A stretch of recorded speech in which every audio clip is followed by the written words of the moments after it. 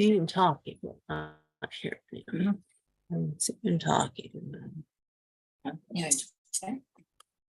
Huh? You can hear him.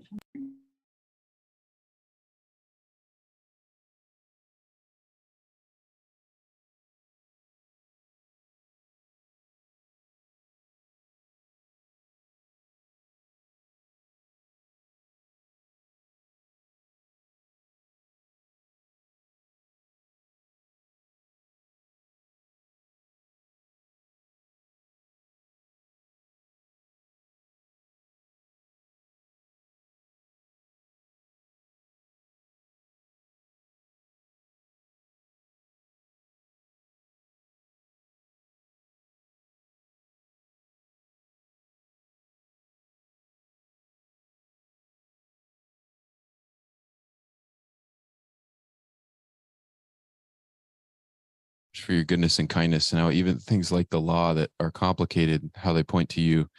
Thank you for that in Jesus' name. Amen. Okay.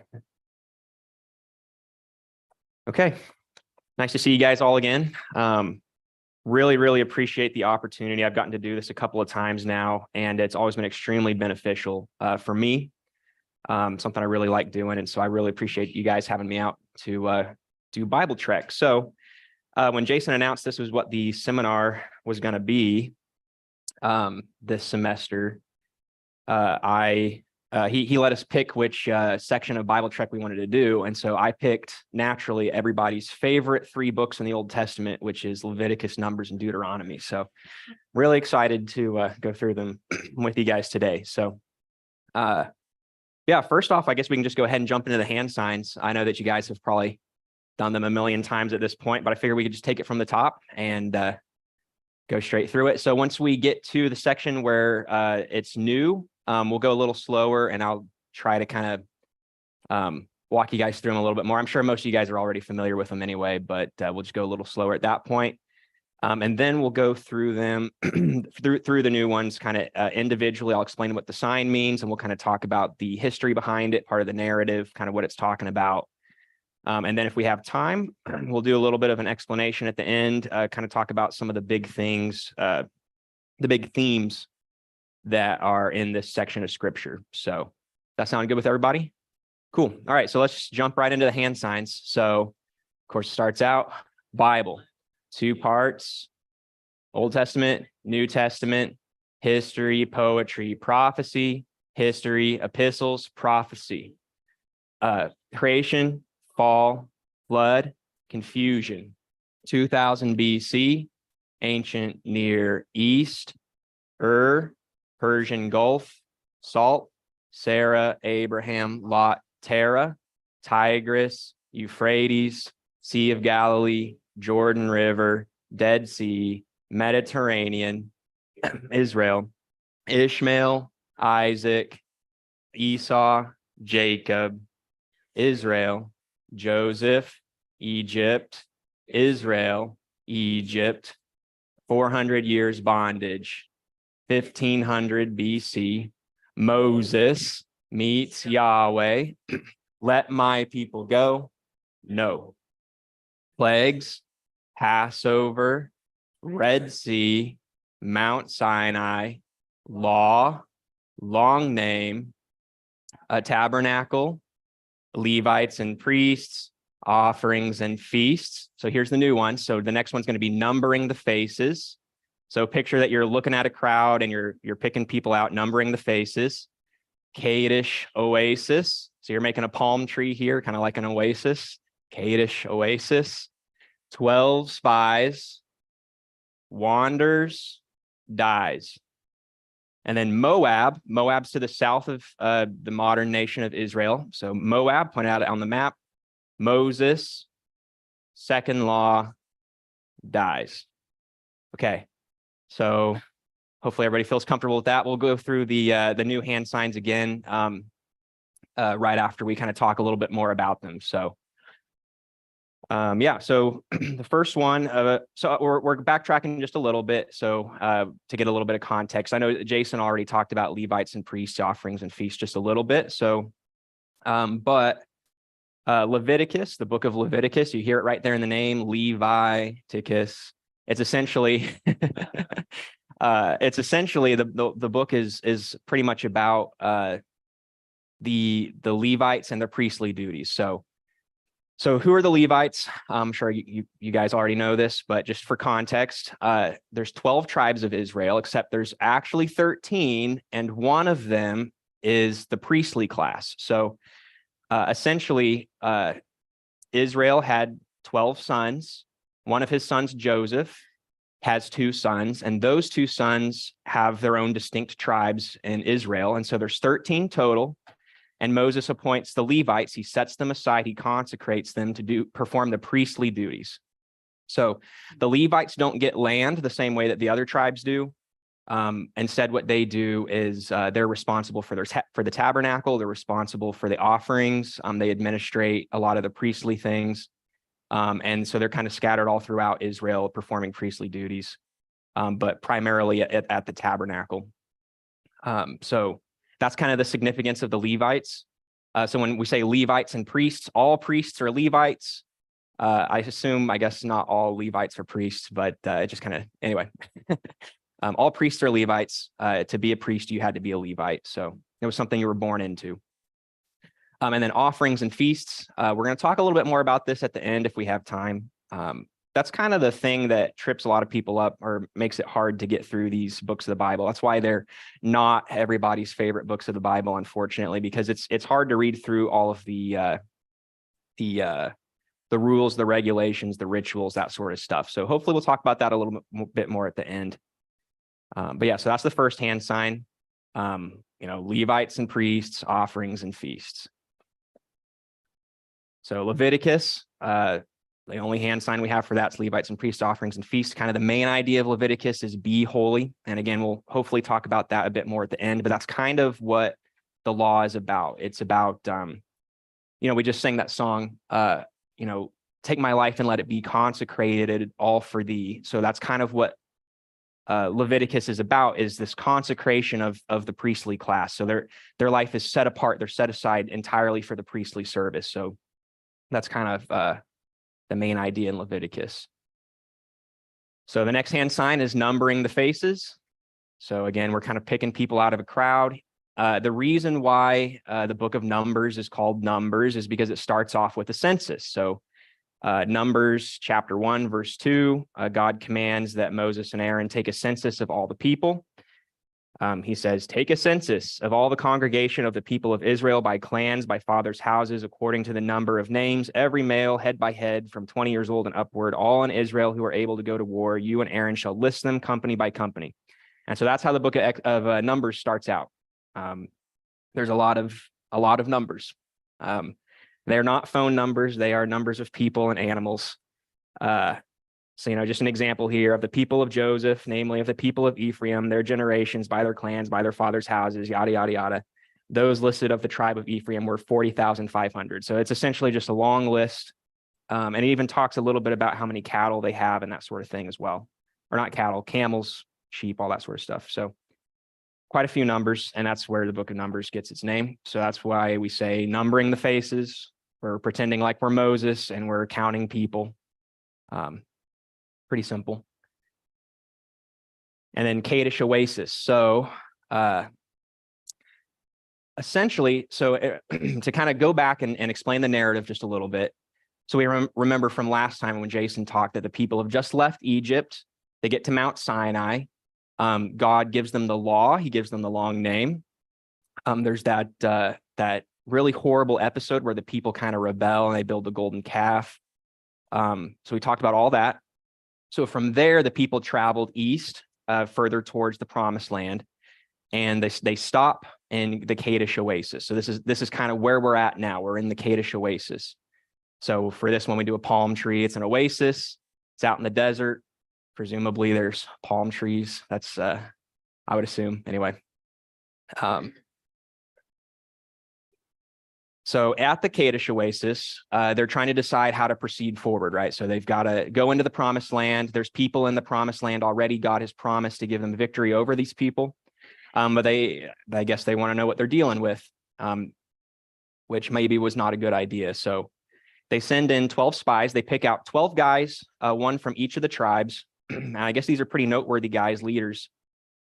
Two of these guys in particular are noteworthy. Ty's going to talk about them more, but Caleb and Joshua are two of the 12, and they're pretty noteworthy. We'll talk about them in just a second. But they send in the 12 spies. The 12 spies go into the promised land and they kind of spy it out. They check it out. And they come back, they give a good report that the land is very rich, full of good fruit and very fertile. The picture here is two guys carrying a bundle of grapes on a pole. And I don't know about you guys, I've never seen a bunch of grapes that big before. That's actually how the Bible story describes it. It says that they carried back a cluster of grapes on a large pole between them. So must have been very, very fertile land. But 10 of the spies give a bad report. They say that the land is filled with giants. The people that we have to drive out, they're really scary. They're giants.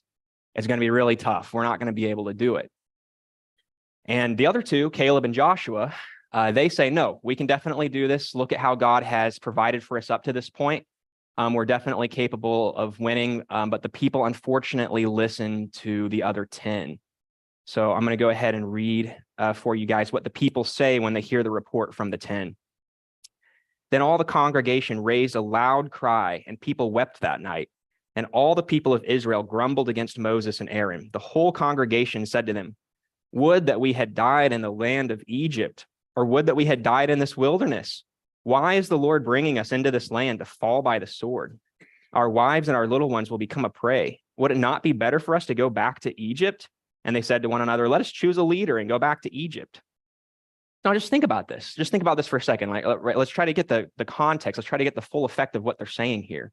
So, Michael talked about 3 weeks ago how God brought them out of Egypt, right? Think about the plagues and the Passover, right? No God had ever done such a thing in history before, to bring a people out from another nation. Like Michael talked about, the plagues were specifically targeted at Egyptian gods. It's Yahweh showing his power. I'm more powerful than these Egyptian gods. And then think about the Passover. I mean, what a horrible judgment, to have all of the firstborns die. I mean, this is an enormously heavy thing. It's a heavy, heavy thing. And all these people who are saying that, they've seen this. And then they remember, they remember being brought out of Egypt. They remember the parting of the Red Sea, right? They remember walking through on dry land in the midst of the sea, and then God closing it up on the Egyptians behind them. They remember that. They saw all that. On the way, they were fed with bread from heaven, manna, right? They didn't have any food, and so God would literally just deposit food on the ground every morning. He would always provide for them food. One time, this isn't in the hand signs, but just a little bit of context. At one point, they go through a place that's pretty dry and they don't have any water. And so God gives them water out of a rock. He tells Moses, go and strike this rock, and then water comes out of it. So all these people have seen this. And then to top it all off, God himself is leading them through this wilderness as a pillar of cloud by day and a pillar of fire at night. And so these people, they've seen this all along the way. They've walked with God all along the way. And then they get here finally to the promised land that God has promised them. And what do? They rebel. They say, would that we had died in Egypt. Let us choose a leader and go back to Egypt. I mean, just think about that. That's insane. That's just absolutely insane. And so at this point, God gets frustrated. He gets angry with them. And he says to Moses and Aaron that he's going to destroy this people. And so they intercede. It's kind of the same. It's a repetition of what happens on Mount Sinai that, like Jason talked about 2 weeks ago, where Moses intercedes for the people that God would not destroy them. Moses and Aaron intercede for the people again here. And so God changes his mind, and he says a slightly different thing. So we'll look at Numbers chapter 14, verse 28, I think, or sorry, 26. And the Lord spoke to Moses and to Aaron, saying, how long shall this wicked congregation grumble against me? I've heard the grumblings of the people of Israel, which they grumble against me.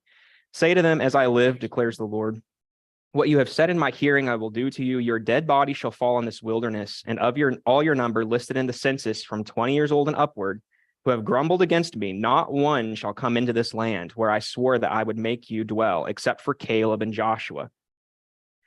So Caleb and Joshua being the only two who had faith to believe that God would be able to deliver the land into their hands, they're the only two who get to go. The rest of them are condemned to die, to wander in the wilderness for 40 years until they all die, and their children get to inherit the land. So yeah, again, this is a pretty amazing story, right? Like, again, God is slow to anger. We've talked about that before. But here again, God at this point has become so fed up with them that people have been grumbling all along the way. And then this final point is so it's so ungrateful that God at first wants to destroy them completely. And if it wasn't for Moses and Aaron, probably would have done so. But instead they wander in the wilderness. So that's the next hand sign. Wanders, dies. So all the people wander in the wilderness. Another thing I want to also point out here in the story, though, that's really interesting, and we'll talk about this again later a little bit. Sorry, I keep saying we're going to talk about things later.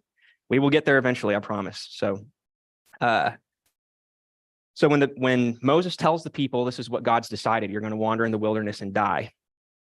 The people, they choose to do something. So let's read this passage as well. So this is Numbers 14, verse 39. When Moses told these words to the people of Israel, the people mourned greatly, and they rose early in the morning and went up to the heights of the hill country, saying, "Here we are. We will go up to the place that the Lord has promised, for we have sinned." Okay, so God has said to them, all right, you guys don't want to go?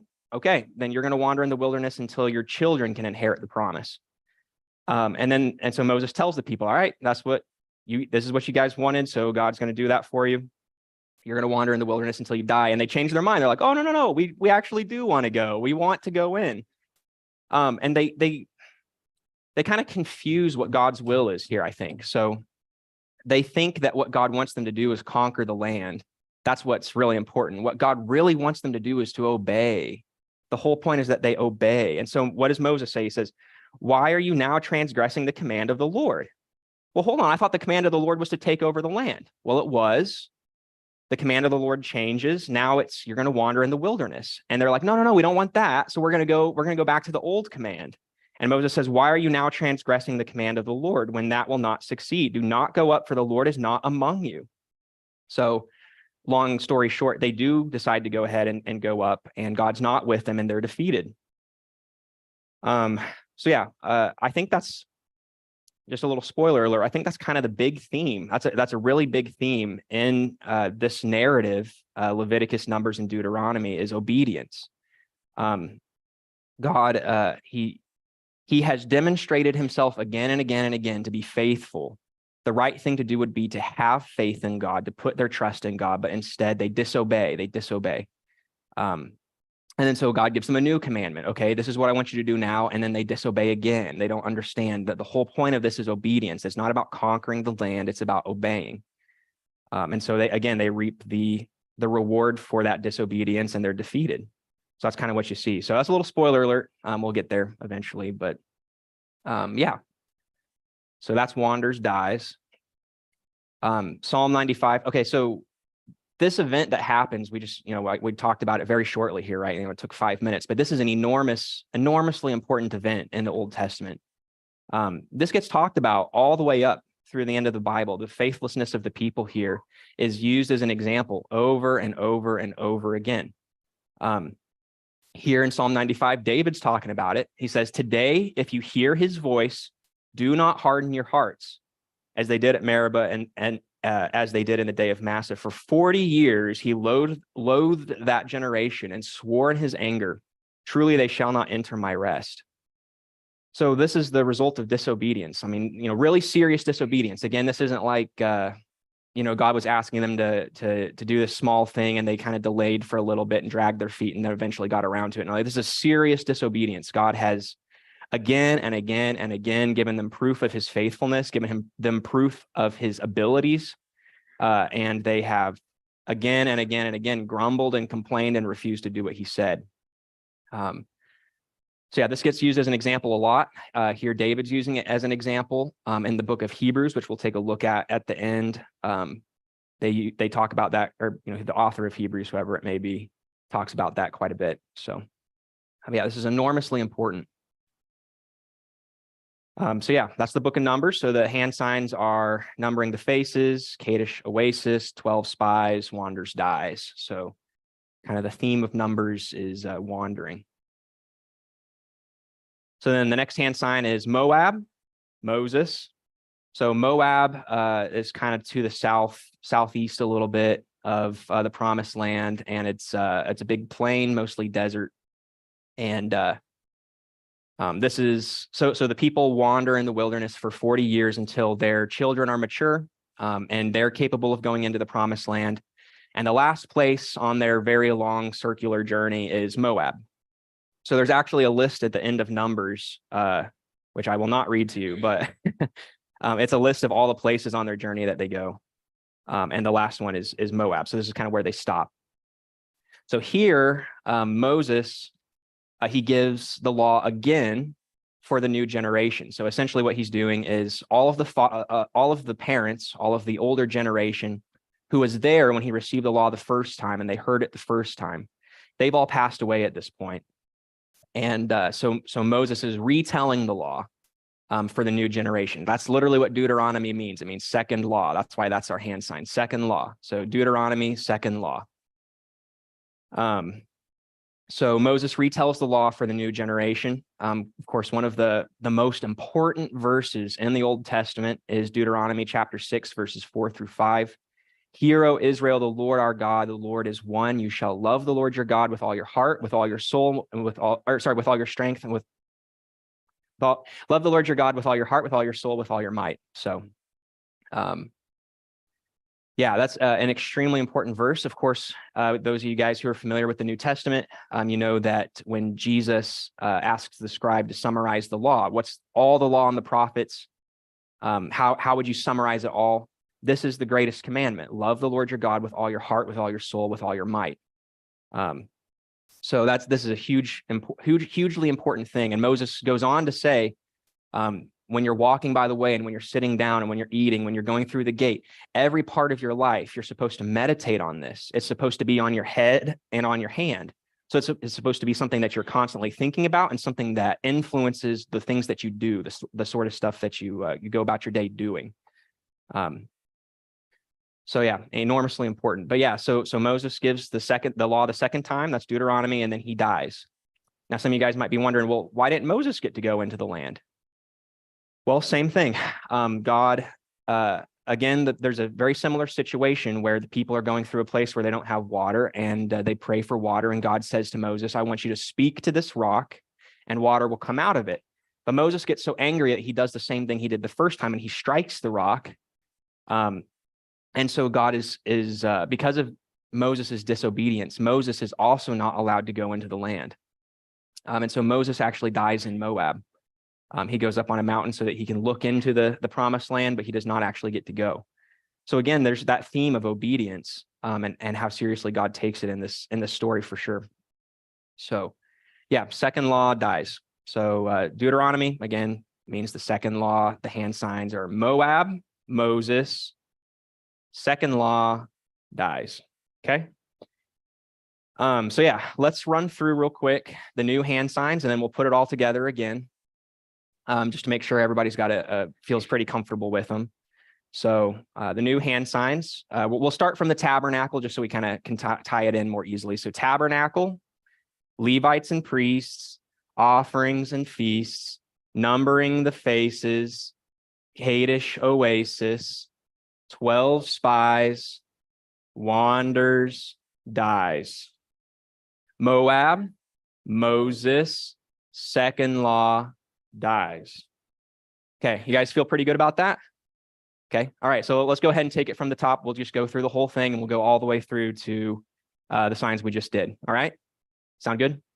Okay, the Bible, 2 parts, Old Testament, New Testament, history, poetry, prophecy, history, epistles, prophecy, creation, fall, flood, confusion, 2000 BC, ancient Near East, Persian Gulf, Salt, Sarah, Abraham, Lot, Terah, Tigris, Euphrates, Sea of Galilee, Jordan River, Dead Sea, Mediterranean, Israel, Ishmael, Isaac, Esau, Jacob, Israel, Joseph, Egypt, Israel, Egypt, 400 years bondage.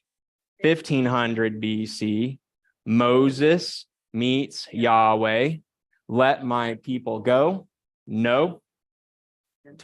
Plagues, Passover, Red Sea, Mount Sinai, law, long name, tabernacle, Levites and priests, offerings and feasts, numbering the faces, Kadesh oasis, 12 spies, wanders, dies. Moab, Moses, second law, dies. Awesome. Okay, great. Sounds like everybody's got it pretty well. Yeah, so I think we got enough time. We'll go ahead and we'll take a look at a few more details about all of this. So, yeah, so again, kind of like I mentioned before, I think the reason why this section of the Pentateuch, so that's the first 5 books of the Bible, but why Leviticus, Numbers, and Deuteronomy are just kind of they're hard to get through. You know, I don't know if you guys can relate, maybe I'm the only one, but I have in the past really, really struggled with Leviticus, Numbers, and Deuteronomy when I've tried to do like a read through the Bible or something like that, or I just want to go through it.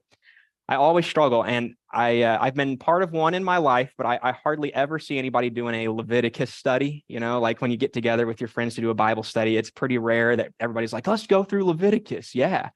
So what I want to do is kind of talk about some of those things that are so difficult, the things that make the books so difficult to go through, and the second half of Exodus as well gets kind of lumped in here too. Yeah, so I think what makes it difficult is that there's just so much old covenant rituals and rules. So, you know, there's the ways to do the sacrifices, right? So, you know, for this sin, you bring in a bull and you kill it here, and you cut off the lobe of the liver there and the kidney there, and you burn this and you splash the blood here and you sprinkle it there, and it's so complicated, and a lot of people don't understand what's going on, myself included, and so it gets confusing. And then there's other things too, like why aren't they allowed to eat shrimp? You know, like I really like shrimp. I like seafood. Why aren't they allowed to eat that? Why do they have to wear only non-mixed fabrics, right? Why is it only like wool and not, you know, they don't have polyester back then, but like, you know, two different types of threads. You can't do that, right? What's that section about, you know, if a house has leprosy, like what in the world is that talking about, you know? Yeah, it's confusing. It's really confusing. So we're going to kind of break it down here and try to explain a little bit. But I'll just say, so for those of you guys who feel pretty mature in your faith, you feel like you have a pretty good grasp on the New Testament, you understand the Gospels, and what you want to do is you want to try to have a better understanding of those things now. You want to enrich your understanding of them. I think that it's a great exercise to go through Leviticus, Numbers, and Deuteronomy, and then read Hebrews at the end of that, because all of it kind of comes into shape for you. It becomes really clear. Hebrews frames a lot of this stuff. So today, when we look at this, we're going to look at a number of passages from Hebrews, which will really be helpful. But again, if you don't feel ready for Leviticus, Numbers, and Deuteronomy, don't worry about it. That's okay.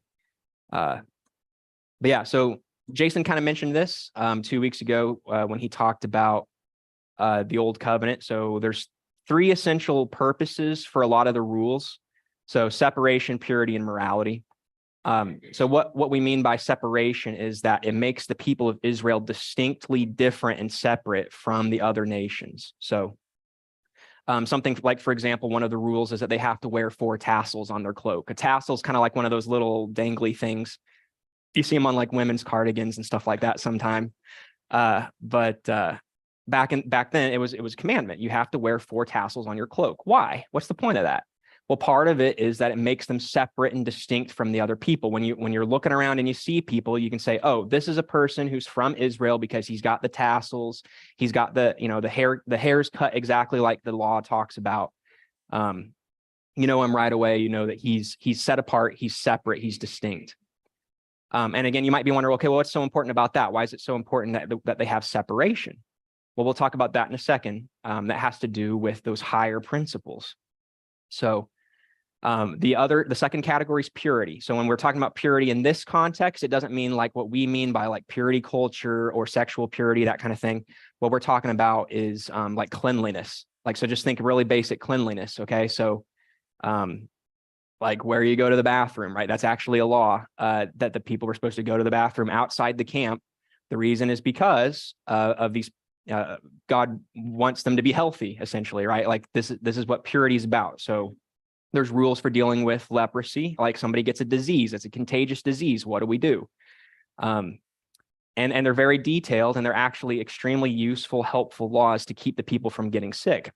I've heard this before. I did not verify it in my research, but I'm fairly certain I've heard before that during the Black Plague, the Jewish community was one of the least affected because they were observing a lot of the purity laws at that time.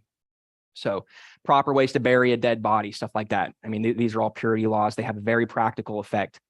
Lars really likes to talk about the house with leprosy because Lars has had some experience with mold in the past. That's kind of what it's about. If a house has leprosy, it means the house has mold. It's not safe to live in. And there's actually a whole prescription for what you do if your house has mold in the Old Testament law. That's pretty amazing. Okay. I mean, these are not things that people understood back then. If you'd asked somebody what mold was, they probably wouldn't have known. They don't know what bacteria are and all that sort of stuff. But God gives them these rules, which really help protect them physically. And then the third one's morality. This is the easiest to understand. The 10 Commandments are there's quite a few moral laws in there. Do not murder, right? We all recognize it's wrong to murder somebody. Do not commit adultery, right? I mean, these are moral laws. They're things that are wrong to do. They're wrong to do. That's what it means. Whenever you hear you should do this and you shouldn't do that, we're talking about morality. And that's what these moral laws are about. So those are the three categories. There's separation, purity, and morality. Okay. And you can see the practical effect that comes from all of these, but you still might be wondering, well, there's some stuff that just doesn't still quite seem to fit in those three categories. What about all the rituals, right? What about all the ways to do the sacrifices, all that sort of stuff? So we need to go on. We need to talk about some higher principles. So the first thing we're going to do is we're going to take a look at Hebrews chapter 9, verses 9 and 10. Then this kind of just frames what we've been talking about the rules and rituals and that sort of stuff. So Hebrews chapter 9, verses 9 and 10. According to this arrangement, gifts and sacrifices are offered that cannot perfect the conscience of the worshiper, but deal only with food and drink and various washings, regulations for the body imposed until the time of Reformation. So what Hebrews is saying is that these things were temporarily imposed until the time of Reformation, and they don't perfect the worshiper. Okay, well, then what's the point of all this? Like, what's actually going on here? Why did God have all of these very specific, detailed instructions? So here's where kind of the bigger picture comes in. Rituals and rules can represent something greater. So there's two things. They can represent higher principles, and they can represent things to come. So we're going to look at two examples. The first example, the Apostle Paul actually gives us. So you know that the interpretation is correct. So Deuteronomy chapter 25, verse 4, it's a kind of a strange, it seems arbitrary instruction. It says, do not muzzle an ox as it treads out the grain. So what's this talking about? Well, back before industrial bread machines and grain processing techniques that we have today, the way that they would process their grain to make bread is they would start by putting all of the grain between two grindstones. So imagine a giant stone and another one on top of it. And then they would hook up oxen to those stones, and the oxen would rotate that top stone. So the top stone's going to be moving like this over the top. And as it's doing that, it's going to grind the grain, okay? And some of that grain is going to fall out on the sides, and the oxen, being oxen, are going to stoop down and try to eat some of it. So if you're, a somewhat stingy person, or you're a farmer who's just labored really hard for this crop and you don't want any of it to go to waste, you might think, well, I'm going to put a muzzle on that oxen so it doesn't eat any of the grain. But there's a commandment. Do not muzzle the ox as it treads out the grain. Okay, all right. I guess God really likes oxen then, huh? But let's look at what the Apostle Paul says about this. So Paul actually uses this verse to make a point in defense of his ministry. So Paul, he was of course, as you guys definitely know, Paul was going around preaching the gospel to places that hadn't heard it before. He was admonishing churches that had slipped in their walk with Christ. He was constantly going around and doing this sort of stuff. Well, Paul's got to eat. Paul's got to sleep, right? He's a person just like us. And so the question is, well, where is he going to get his food?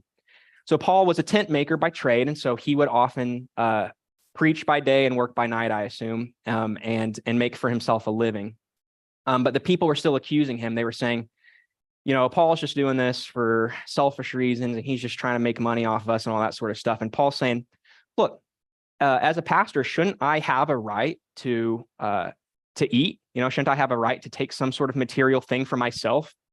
I've given you guys a really great benefit. I've come and I've preached to you. You've really benefited from my preaching. What's so wrong about it if somebody gives me some food and I eat it? So Paul says, I'll start in verse 7. This is 1 Corinthians 9, verse 7. Who serves as a soldier at his own expense? Who plants a vineyard without eating any of the fruit? Or who tends a flock without getting some of the milk? Yeah, that's all pretty basic stuff, right? You work for something, you get a reward at the end. Do I say these things on human authority? Does not the law say the same? Where does the law say that? For it is written in the law of Moses, you shall not muzzle an ox when it's treading out the grain. Is it for oxen that God is concerned? No.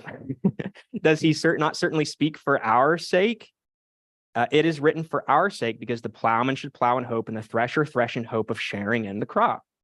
So Paul's essentially saying here, right, that this seemingly arbitrary rule, which definitely benefits oxen, but it seems kind of strange, is actually something that can be applied to preachers and pastors and missionaries and teachers and people who are in Paul's position. So what Paul is doing is he's looking at this specific, seemingly arbitrary, seemingly kind of like, why is this in there? Why did God command this rule?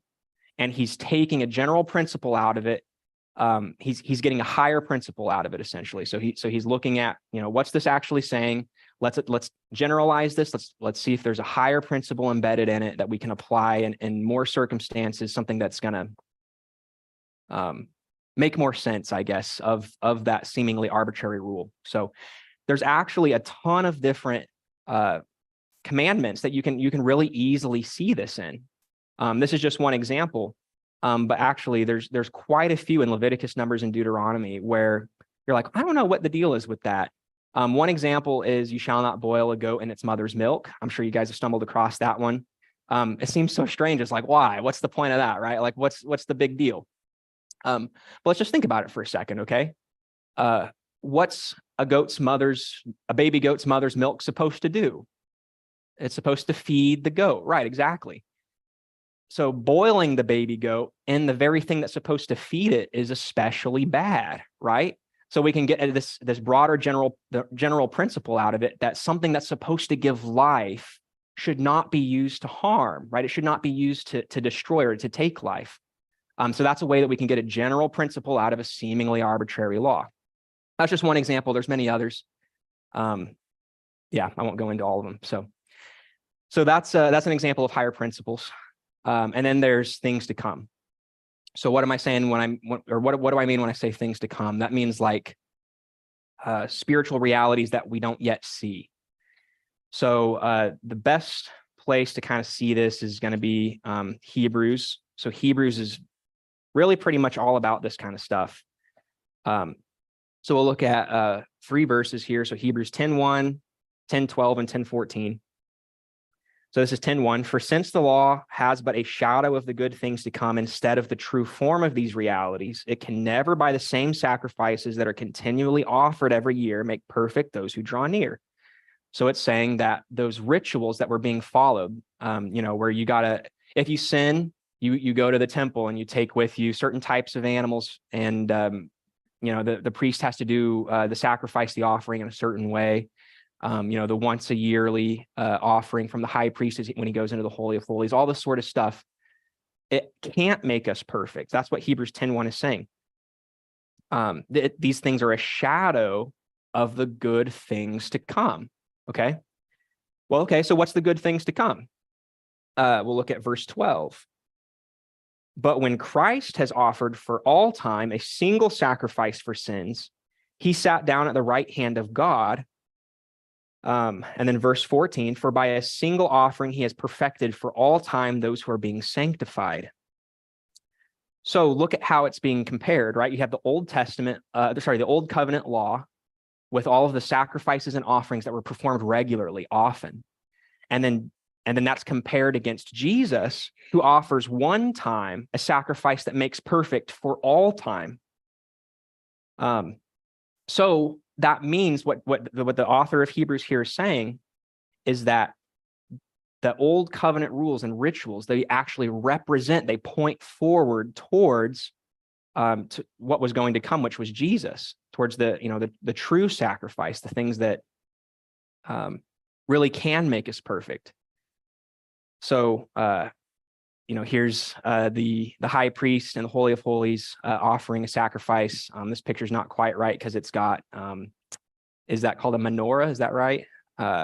This wouldn't, so this picture anyway would have been more appropriate for around Jesus's time. Not quite in numbers and all that, but you get the idea, right? The stuff that he's doing here, it points forward towards Christ. That's the idea. All of these things, these seemingly arbitrary rules and rituals that we don't fully understand, all of this stuff points forward to Christ.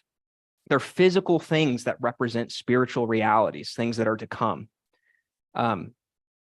Incidentally, kind of a way to tie it in with our modern life, when I said spiritual or physical things that represent spiritual truths, does anybody know what? There's a word for that.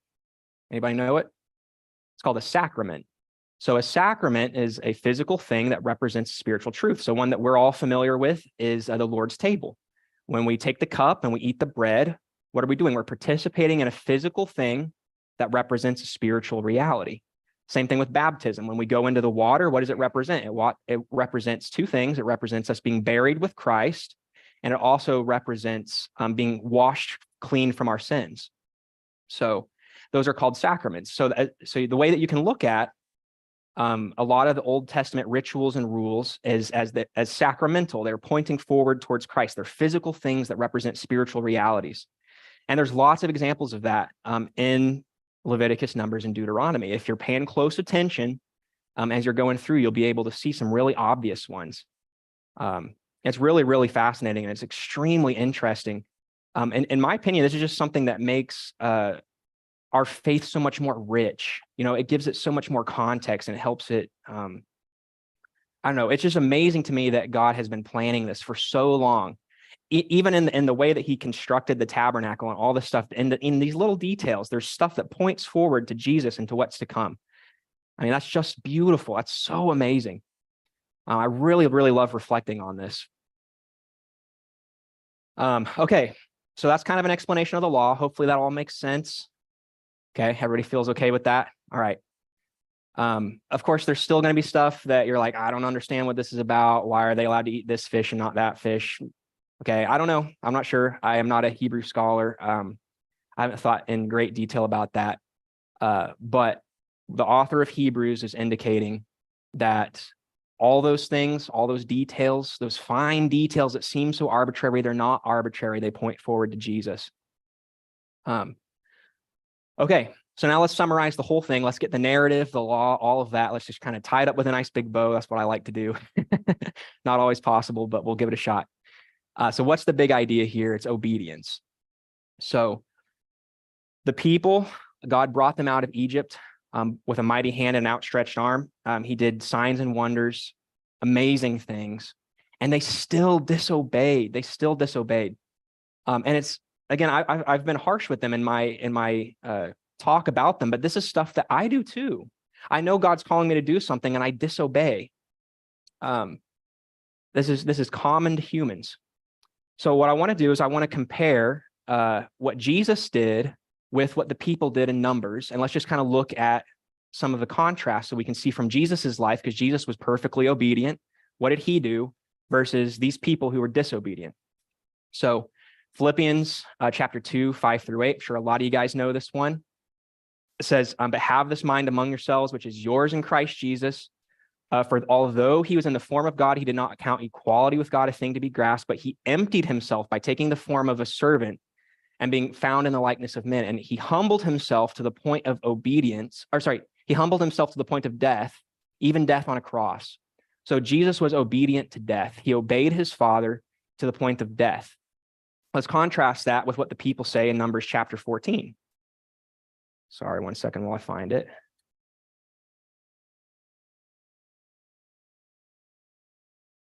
Numbers chapter 14, verse 3. Why is the Lord bringing us into this land to fall by the sword? So the people are saying, we're just going to die. We're just going to die. God brought us all the way out here to die. Now think about this for a second, right? Jesus obeys his Father to the point of death. These people, the Israelites, they're afraid of death, and so they disobey. A big contrast there, right? Let's look at Hebrews chapter 10, verses 5 through 10. We'll see how Jesus was obedient here. Consequently, when Christ came into the world, he said, sacrifices and offerings you have not desired, but a body you have prepared for me. And burnt offerings and sin offerings you have taken no pleasure. Then I said, behold, I have come to do your will, O God, as it is written of me in the scroll of the book. When he said above, you have neither desired nor taken pleasure in sacrifices and offerings and burnt offerings and sin offerings, these are offered according to the law. Then he said, behold, I have come to do your will. He does away with the first in order to establish the second. And by that will, we have been sanctified through the offering of the body of Jesus Christ once for all. Now let's look at the people in Numbers chapter 14, verses 40 through 41 this time.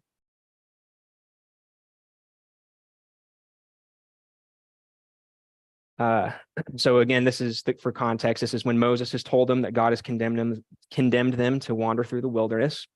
And they rose up early in the morning and went up to the heights of the hill country, saying, here we are, we will go up to the place that the Lord has promised, for we have sinned. But Moses said, why now are you transgressing this command of the Lord when that will not succeed? So hopefully you can kind of see the contrast between those two verses. On the one hand, Jesus recognizes that the offerings and all of that sort of stuff, that's not what God cares about. What God cares about is doing his will. He cares about obedience. And Jesus was obedient to God, and look at the fruit of that. Because of Jesus's obedience, we can be sanctified, we can be justified. But look at the people's disobedience here. They think that it's about the commandment. They don't understand it's about obedience. They say, well, God wanted us to take over the land, so let's take over the land. No, God wanted you to obey. He said, take over the land. You disobeyed. He gives you a new commandment, and you disobey that one too. It's not about the specifics of the commandment. It's not about the thing. Sometimes the thing's important, right? But it's not about that. It's about the obedience. That's the thing that's important. That's what God cares about in this. So the admonition from this, the takeaway is today, if you hear his voice, do not harden your hearts. What's that look like? Well, if you're not saved, God is calling out to you. He is calling to you, and he is saying, he's speaking to you. Do not harden your heart. Surrender to Jesus. If you are saved and you're a Christian, what's this look like? Well, this might look like God's asking you to do something hard. He's asking you to have a conversation. He's asking you to read a book. He's asking you to do something, maybe something that does not seem pleasant to you. Well, here's the admonition. Don't disobey. Do not harden your hearts. Listen to God. Do the thing. And the outcome is always worth it. It's always worth it. That's the guarantee. So it's not for no reason that we do this stuff. But yeah, so that's pretty much it. Since Ty's going next, I guess we don't need to run through the hand signs for a third time, because I'm sure he'll be running through them more. So yeah, that's pretty much all I got. Anybody got any questions? Yeah.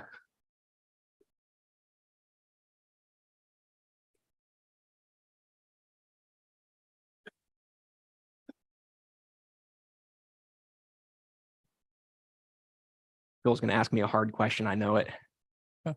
So my question, so it's looking at the higher principles. So the one you were talking about with not muzzling ox, that one, Paul makes it really clear, like this, we have scripture that says that is the interpretation. Then there are other ones you were talking about. Also, you can kind of make connections. What is your approach to doing that? And I just kind of like, it seems like it could be easy to kind of misinterpret and kind of dangerous. Yeah. But maybe there is a way to do it Yep. biblically and well. And no, you're right, Joel. It's definitely something. The That's a great question. I appreciate you asking that because I do want to clarify. I would not say that you should go into Leviticus, Numbers, and Deuteronomy willy-nilly and try to find various connections with things.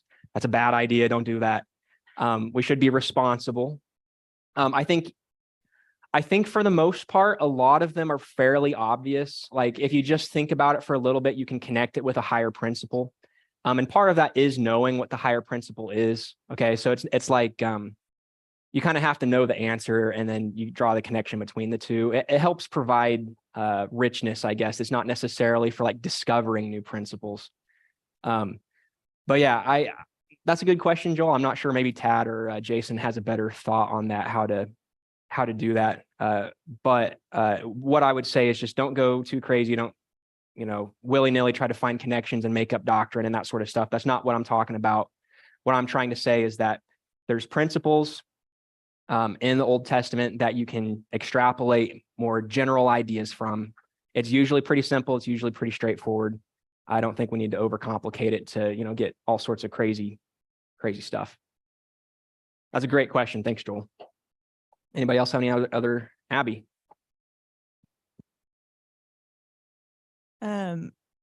Are we supposed to take any of these other laws and still apply them to our lives now? Yeah, that's also a great question.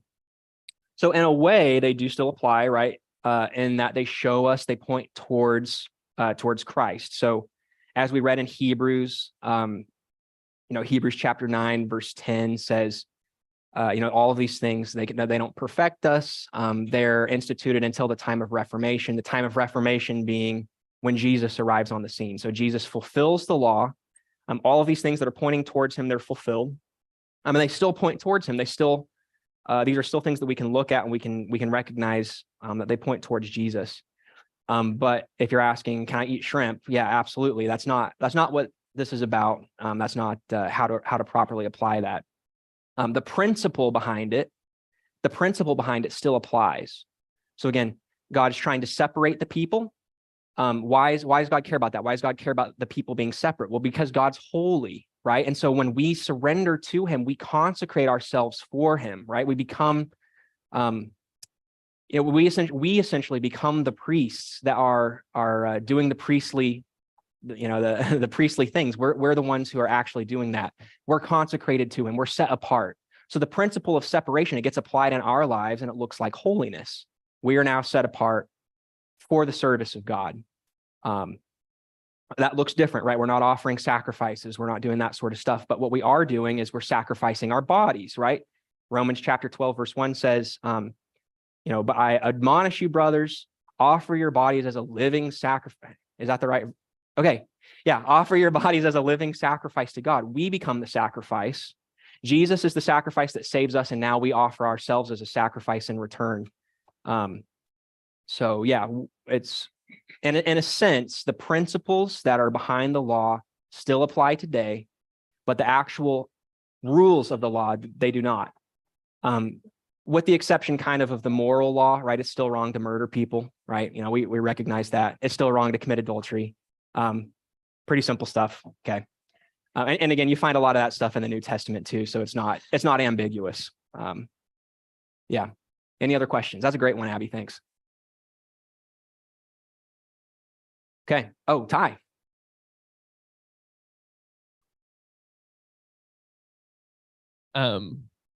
Obviously a lot of people historically, when talking about the law, have kind of made that distinction that the laws, in a sense, 3 different types of laws, right? Your moral, ceremonial, and civil. Obviously, I didn't mention that, but do you think that's a good, helpful, right distinction in categories to separate all the laws into, or nah? That's a good question too. I mean, obviously I did it, so I did think that it was worthwhile doing here, but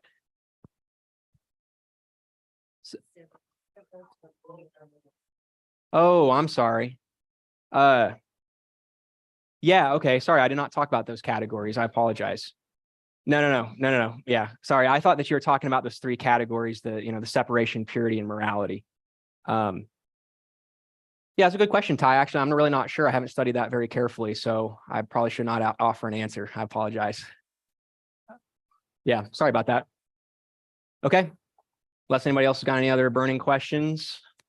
Okay. All right, and then that's it. Thanks, guys.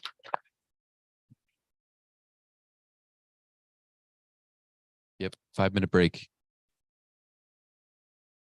Take 5.